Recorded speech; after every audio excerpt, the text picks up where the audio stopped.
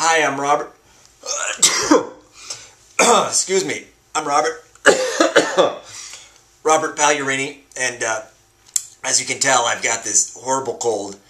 Don't you just hate being around someone who's got a cold? They're coughing and sneezing, and you just feel like you're going to get sick. Well, actually, I don't have a cold. But there's an important lesson here. So when you're around someone who has a cold, what happens? They spread their germs, right? It's contagious. It's transferable. You know what else is transferable? Are people's emotions, people's attitudes, people's behavior. So there's this thing in psychology called emotional contagion or social contagion.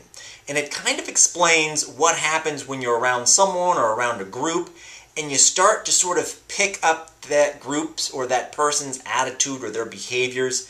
And it can work for you or it can work against you. I like to think of it as almost this invisible hand that can hold you down, can push you down, can sort of thwart your ability to reach your goals. Or conversely, if you're around people that are positive, that are supportive, that sort of exhibit positive behaviors and positive attitudes, well, that's contagious, and that can sort of push you and elevate you, and you can learn from them, and you can pick up, again, all of these attitudes that they have and these beliefs and values.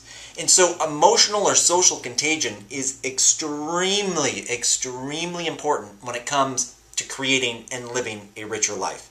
Because if you're around the wrong people, people that bring you down, people that are not supportive, that are pessimistic, you're going to catch that cold. You're going to catch that flu, and you're not going to be able to create the kind of life that you want. So the goal in this week's column, which is titled Addition by Subtraction, getting rid of the people that drag you down, it's all about becoming conscious of who's in your life, who you let come into your life, and then secondly, getting rid of those people that are dragging you down, that are preventing you from really living that life that you want to live. And if it means sort of booting them, kicking them out, dumping them, whatever you want to call it, then you know what? That's what it means. I mean, it really comes down to what's more important to you. Is it your acquaintances? Is it the co-workers that you socialize with at around the water cooler? Or is it really living your best life so you can create the best life for yourself, your friends, your family, your community?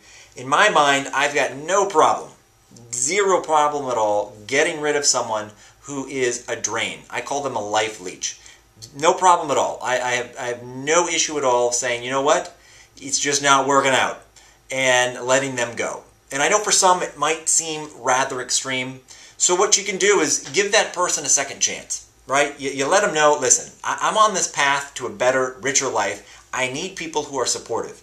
And so if you can do that, great, come on board. If you can't, if they're not willing to do that, you give them a chance and then you cut them loose.